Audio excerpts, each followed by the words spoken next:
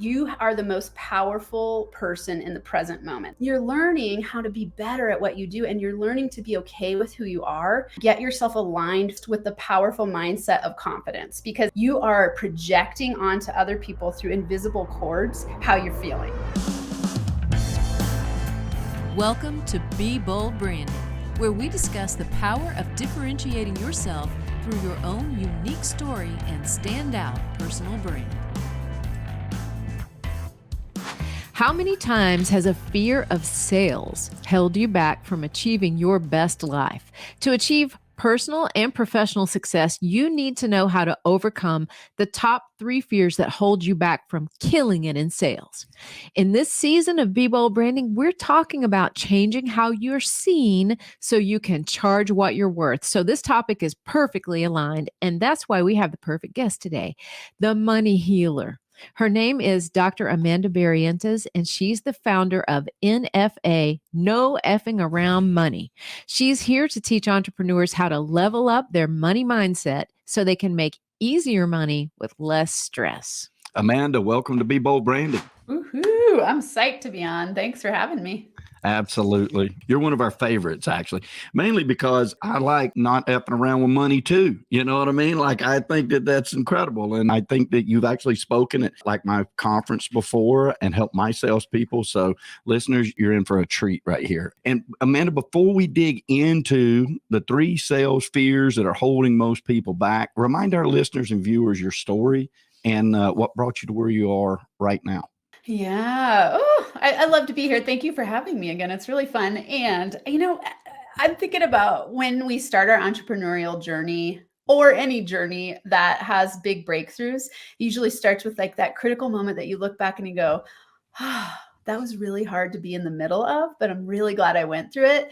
And so, for me, it started, I was on the floor crying one night, feeling super scared, really stuck, very victim-minded.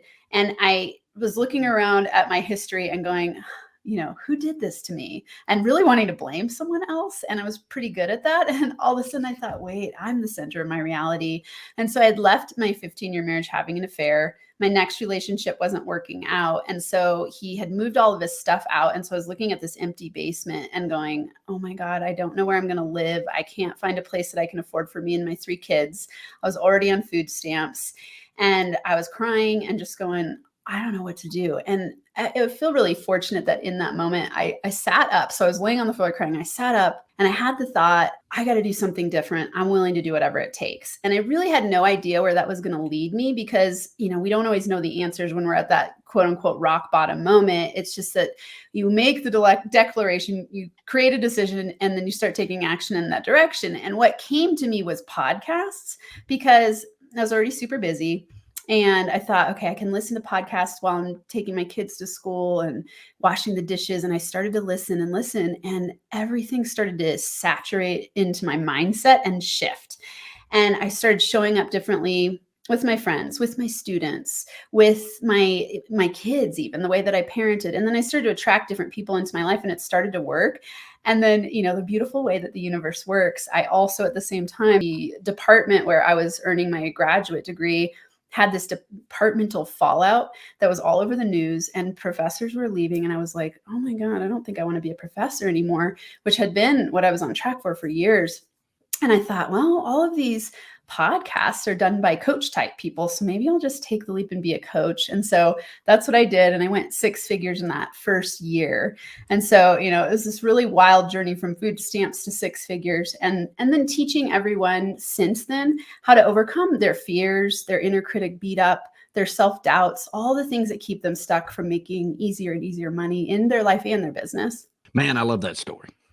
I do too. I can hear that story 100 times over. And I've never told you this, Amanda, but part of the reason why is it sort of parallels my mom's story. Had always just been a housewife and mother and wife. And that was her very hard work, but that's what her life was devoted to. And then my dad up and absconds, and she had have no skills. Like, she didn't have anything and had no idea how she was going to feed us. And she just buckled down, and you just can't break a good person. And she said, I'm going to get this done. And dang if she didn't. So, Mhm.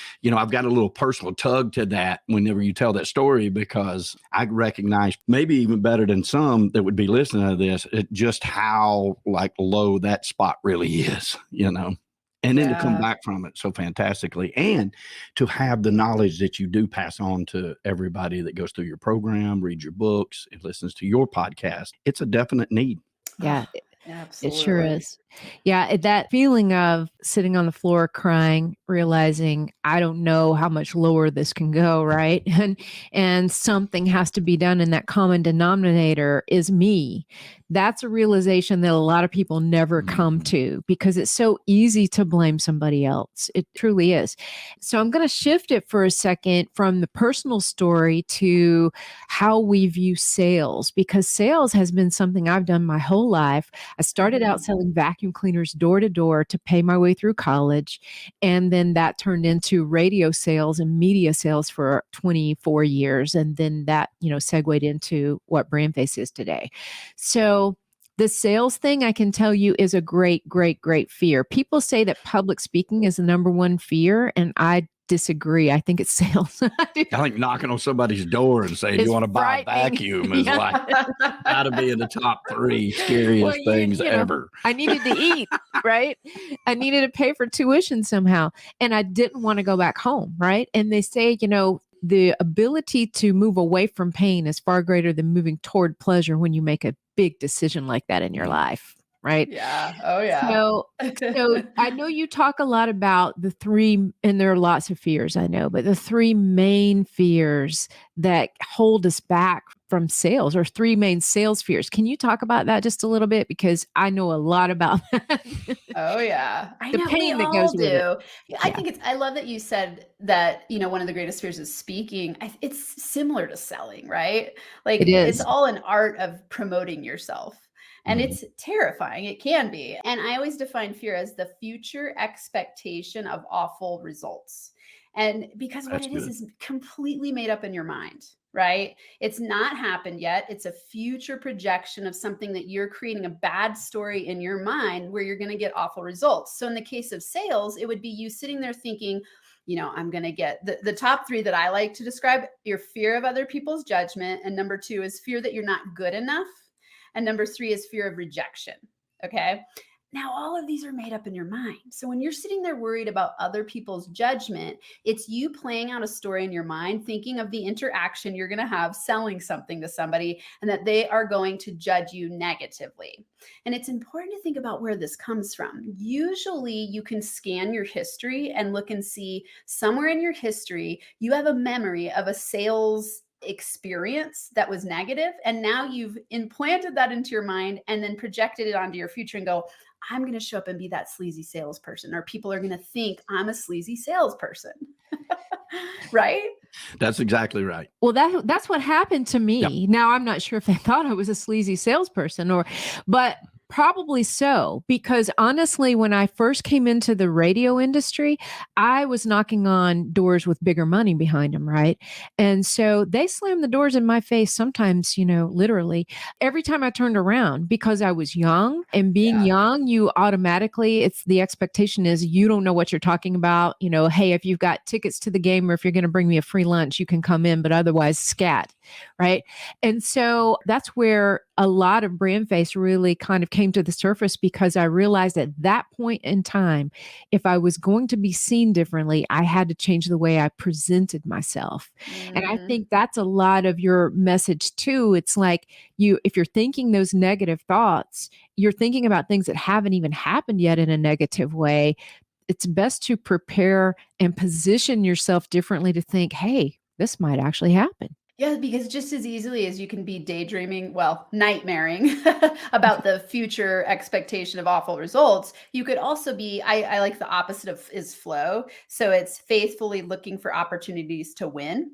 So when you're selling, you can either be in fear or flow. And when you're in flow, just like you were saying, you could imagine yourself getting up there and then them seeing you as like, damn, look at this go-getter. She's young and she's out there and she's doing it. So you could easily see them thinking that and believing that, instead of projecting that they're going to reject you, and I get when you do follow through and then you have someone reject you, then it amplifies your fear of rejection because you go, see, I have the proof to show Yeah. me that it's I real. knew I was right. Yeah. Yeah. Yep. Yeah. And the interesting thing about that is because of the law of attraction, you will always get what you're imagining in your mind reflected back at you. And Mhm. so you set yourself up to have that rejection happen when you're already believing it's going to happen when you're stepping into the sales situation. And Mhm. so, you're sending out a certain vibrational frequency and the universe doesn't discriminate. It doesn't go like, oh, we don't want you to have that belief. That's not good for you. It just goes, oh, here's the belief that you're having. You're sending out this vibrational frequency. We're going to match that and reflect it back to you because that's what you believe to be true. And Mhm. so our job is to play with stretching our sales beliefs more into that flow state than in the fear state. I love I that. do too. I do too. And I like it because that's a workable exercise. It's very clear. And I like you said that about the frequency too, because I try to teach my salespeople too, like you are, whether you realize it or not, you are portraying to that person you're standing in front of your fears or Yeah. your confidence. They're picking up on that, whether you realize it or not. And if you're going into it like, well, I mean, you wouldn't want to buy a house, would you? Then they're going to go, no, not from you. That's so true. So, knowing those things, what are some common sense tips that people can use when they're sitting there and they're like literally sweating, about to make a sales call or walk into an office? Like, Yeah. what can they do in that moment? Yeah, I'll give you a couple of great strategies. And first, I want to give everyone this story because to me, it makes so much sense to help yourself get aligned, to let go of the sales fears and realize it's just about promoting yourself to the right people at the right time. So I use this fun example of selling pizza. So like, let's imagine you're going around your neighborhood with a hot pepperoni, cheesy, delicious pizza in your wagon, and you're pulling along and you go to the first door and you knock and the person goes, oh, we're gluten-free. That won't work for us. You don't beat yourself up and go like, oh my God, why did I knock on the door? I feel so bad about it. You just go, oh, they're gluten-free. It's not for them. You go to the next door, right? And then you knock on their door and they go, oh, darn, we already ate dinner, but come back another night, right? And you're like, okay, cool. You put it on your list to follow up. Third door you go to, and the people are like, oh my God, you're the best thing that ever happened to me because I didn't want to cook dinner. I was daydreaming about pizza. My kids are so hungry. And you sell the pizza, right? And so we make such a big deal out of rejection instead of just going like, oh, not the right person, not the right time. That's okay. What I have isn't going to be for everybody. And so the first thing you want to do when you're sitting in any sales situation, let's say it's a call, you want to get yourself aligned first with the powerful mindset of confidence, because exactly like you were saying, you are projecting onto other people through invisible cords how you're feeling. And if you're feeling desperate and afraid and lacking confidence, I call it apologetic sales. You're like, I have this thing that's kind of good. Maybe you want it. I'm not sure. And it's like you're trying to sell yourself that it's okay. And why would anyone buy from you when you're not sure yourself, right? What people are buying is your certainty.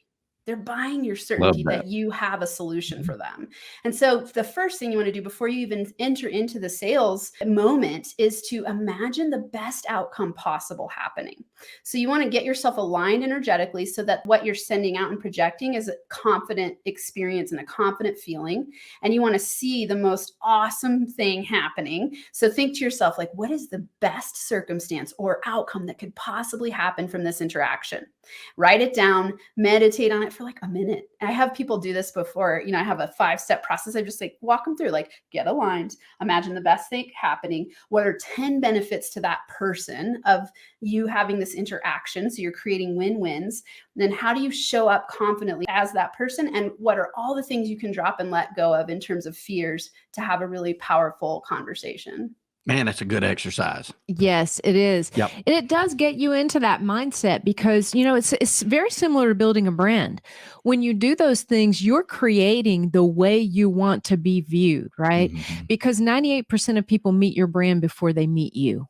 And Mm-hmm. so you want to project that certainty, as you said, which I love that word. You want to project the certainty in what you stand for, who you serve, how you serve them, what qualifies you to serve them, and how it makes their life better. That's the certainty that changed my life for sure. And so I remember vividly what it was like to feel that breaking out in a cold sweat before I realized all these things. I've been there. I know what that felt like. And over time, I just used to tell myself, you're just having a conversation with somebody. If what you have to offer is perfect for them, they're going to buy from you. You really just want to create a situation where they feel very comfortable, where they feel like you're the only one that can help them. And then you come in and, on your white horse and save the day. So yeah, that's why I was so excited to talk to you today about the sales fears, because everyone has them. It is like public speaking or even worse. Oh yeah, absolutely. And just like you're saying, I always tell people, remember this when you're going into the right sales setting, and remember, they're not all going to be right. For the right ones, you are water in the desert. So remember, you're water in the desert. You're saving someone's life through sharing and caring. And that's all that sales is. It's a caring conversation between two people about their needs and you fulfilling a solution to their needs. That's it. It's so true. Right? It's like we make it so hard and we get so freaked out instead of just going like, hey, I'm water in the desert for somebody in a certain circumstance, and I'm just looking for that person who's praying for me to come help them. Yeah. Yeah. And if they're gluten-free, it's not your fault. That's right. That's what I took away from this. I love the pizza analogy. No, that's a great one. And I think you have to go through it in mindsets of it is you, because you are looking for that person that you're watering the desert for, then it's some numbers games to it. If we're not a fit, that's okay. So nice to meet you. At least at worst, I got to talk to you. But you do have to get out there. You have to put yourself in a position to be able to talk to people. Yeah, you absolutely do. Something I think that is an addition that's really important to remember. I love that you said that. You've got to put yourself out there. And even if someone says no to you right then, you never know who they're going to share your information with. Maybe it's not a good fit for them, but it's a good fit for someone else. I can't tell you. I mean, I'm going into 2023 is my 5th year of business, and I have promoted myself so much. Sometimes in the beginning, I'd put stuff out there that nobody responded to, like crickets. And, you just keep going because people are seeing you show up repetitively. They're seeing that you're committed. They're seeing that you're reliable. And they might say yes years down the road, right? Yep.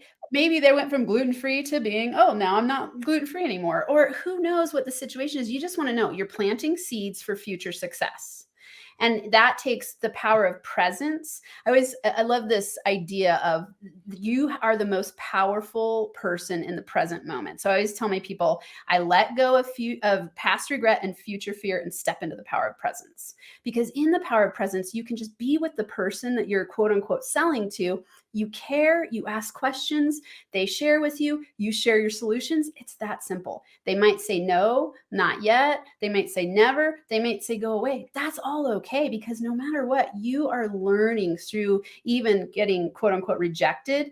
You're learning how to be better at what you do, and you're learning to be okay with who you are. And you're learning, confidence is a practice. It's not something that drops in your lap. You develop confidence through practice. And so, I love sales. I think sales are so fun because it's like, how can I show up and get to know people and understand their needs and their desires and become a solution? That's it. It's that simple. Agreed. It truly is. We're a personal branding company. So what would be a piece of advice that you would give people about personal branding? Refine over time.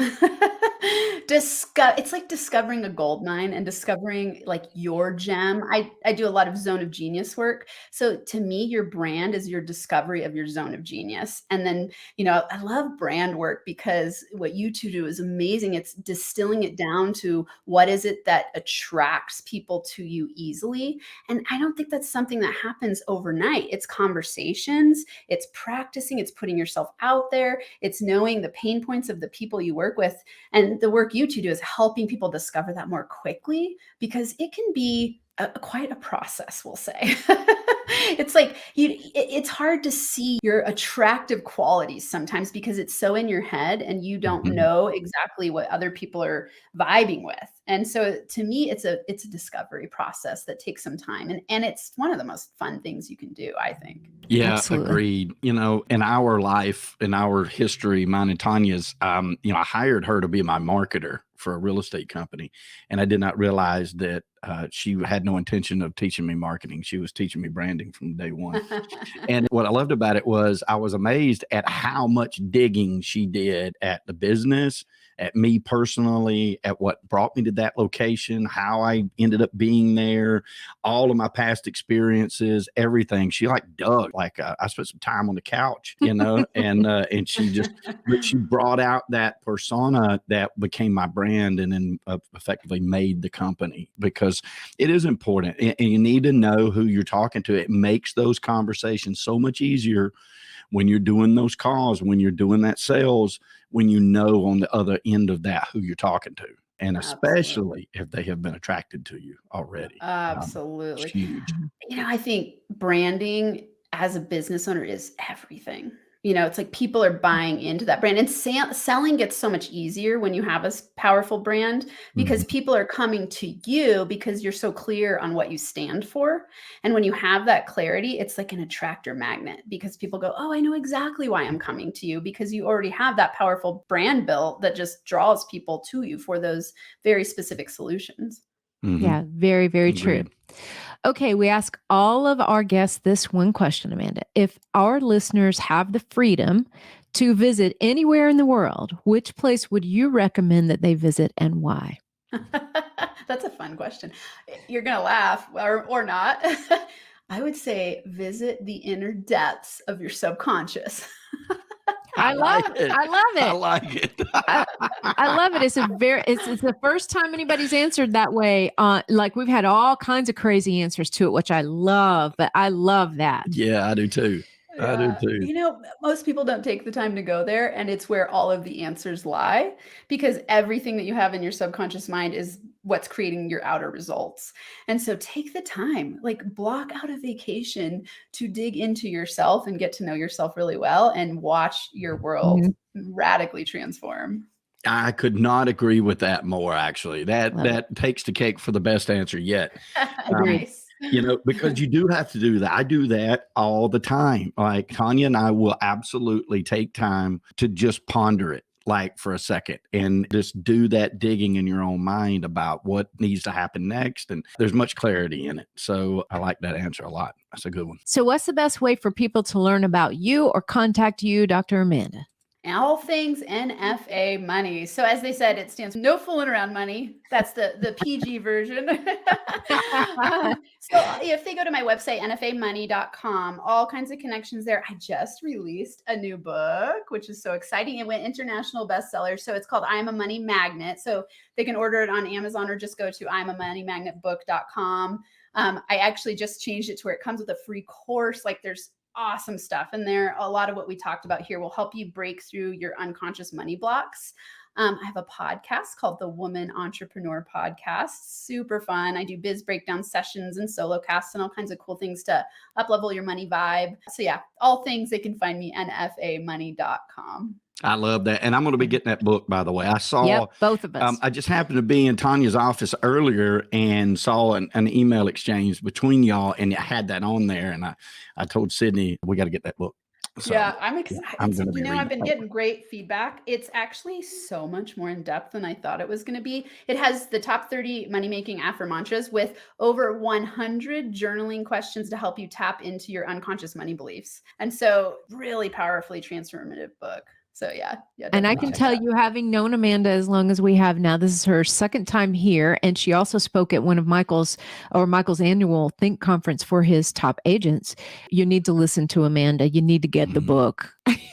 Agreed. and join her on our podcast as well. Amanda, you are amazing. And we really appreciate the time you took to come back on Be Bold Branding again.